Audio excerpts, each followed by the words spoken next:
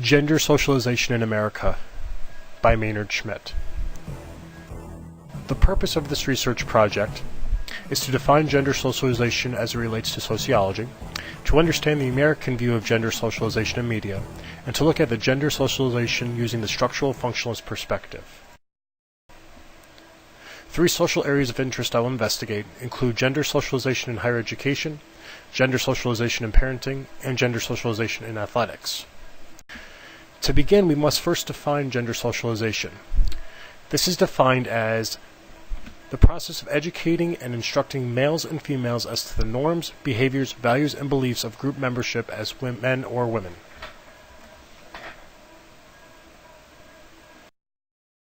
The American view of gender socialization in the media has changed drastically over the past decade. However, you still will see a glimpse of the old traditional view, as women seem to be those who cook, clean, or traditionally are the caregivers in the household. You see this in everyday commercials. You also see it in TV media. The bottom clip is a small clip from the TV hit show The Big Bang Theory. In this clip you will see how Penny, the main actress, interacts with the other scientists.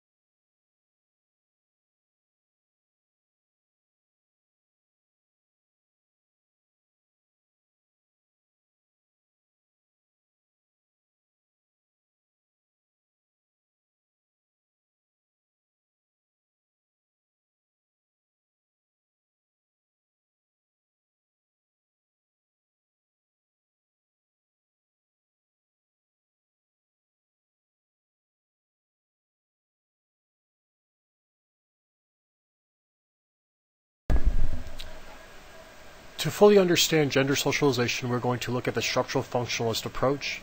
Structural functionalism argues that each of society's structures performs social functions that collectively and cooperatively establish and maintain social order. So how does structural functionalism impact gender socialization? As you can see, structural functionalism can only function properly so long as society is following the rules.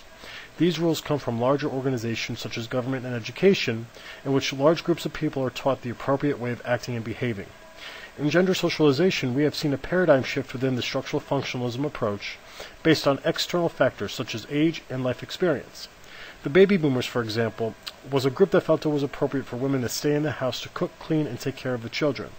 However, over the past decade, we have seen a shift where society has started to conform to the times. It has now become more appropriate for the female to assume other responsibilities outside the household, such as getting management positions and working full-time jobs. Now that we understand how the structural functionalism approach impacts gender socialization, we're going to spend some time on the three social aspects I spoke about earlier in the presentation. The first one being gender socialization in higher education. This pertains to men and women looking for gender-specific careers. For example, males who traditionally would not get a job in nursing and women who would not traditionally get a job in law enforcement.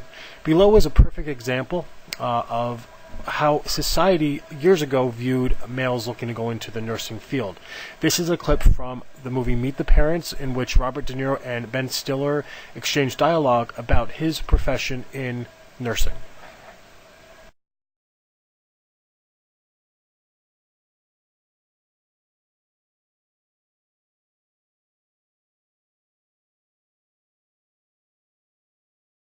Gender socialization play an important role in higher education.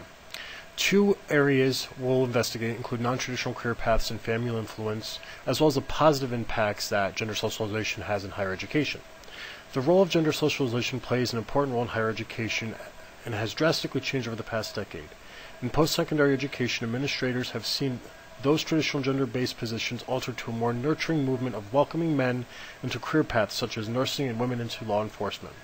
In his article titled Men in Traditional Non-Traditional Careers, Gender Role Attitudes, and Gender Role Conflicts in Job Satisfaction, author Thomas Dotson stated, and I quote, As more women enter male-dominated careers, more men may need to consider female-dominated careers, especially those with a shortage of workers. And I end quote. Donson went on to utilize L. Gottfriedsen's career choice theory that helped understand how gender roles and expectations impact career choices. External factors also play an important role in gender socialization as it relates to higher education. For instance, a way a person is raised at home can impact how they view their role in society. Traditional beliefs of men, being the dominant type, normally will impact how one views their role in the future. In other words, if a young boy was taught at a very young age that boys should not cook or clean, then they would be more than likely to exhibit the behavior in the future. However, we have seen a positive impact of gender socialization. Higher education has seen great improvements regarding how one views gender socialization in making sound academic decisions. In fact, in many cases, it helps students' career trajectory in giving them an opportunity to find full-time employment. Below you will see a clip from the Kindergarten Cop movie back in 1990 with Arnold Schwarzenegger that talks a little bit about how men have now found a traditional role in women gender-specific positions such as teaching, education, as well as nursing, as spoke about earlier.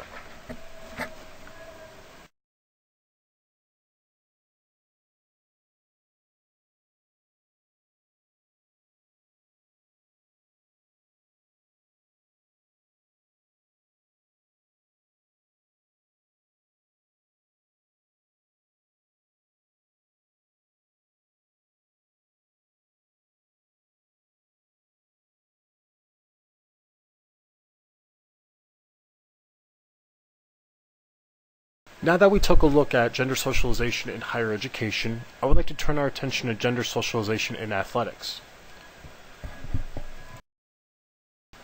Although not a structural functionalism example, gender socialization in athletics has steadily become overshadowed by new and empowering opportunities for women to contribute on and off the court. To fully understand athletics and gender socialization, I did take a look at a study done by Thomas Achter in his journal titled, and I quote, "Are head coaches in intercollegiate athletics perceived as masculine? An evaluation of gender stereotype and the effect of sexism on intercollegiate coaches," and I end quote. This research was done by sampling students in a controlled environment. Within this study, the research provided that, and I quote, "traits described as successful head coaches will be more conducive to masculine traits than would be convergent with traits described as successful coaches," and I end quote. Please look at Table 1 for further explanation. As we can see, this research was conclusive in basically stating that head coaches and masculinity is a higher percentage than for female coaches. However, what this study failed to do is look at just women in coaching. It failed to look at women who are looking to play in athletics, more or less professional sports. We have seen a paradigm shift in how women are treated in professional sports. Years ago, it was never a common factor to have a woman play professional basketball and or baseball, but now we have seen a shift where women are now allowed to play professional basketball. They're also allowed to play professional softball and soccer. So therefore, society has embraced this role for women and giving them the opportunity, same opportunities that males would have in athletics. Therefore, within gender socialization in athletics, there has been a change within how society views it, and I would say within the structural functionalism aspect, it does not follow suit. Finally, I would like to touch upon gender socialization in parenting. Gender socialization in the method of parenting has seemed to become a more hot topic. Society has now placed a greater emphasis on the importance of being accepted into gender groups.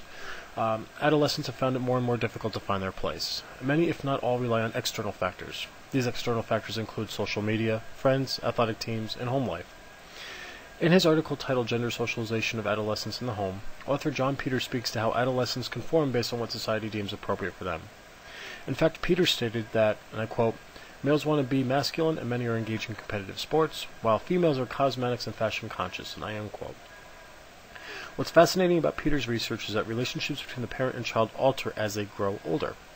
For instance, fathers and sons tend not to get along in the adolescent stages because they don't have an objective point of view. 9 times out of 10, this same instance is seen with daughters and mothers, where the daughters get along with the father better and the sons get along with the mothers better. On a personal level, I understand the importance of gender socialization as it relates to my own parenting skills.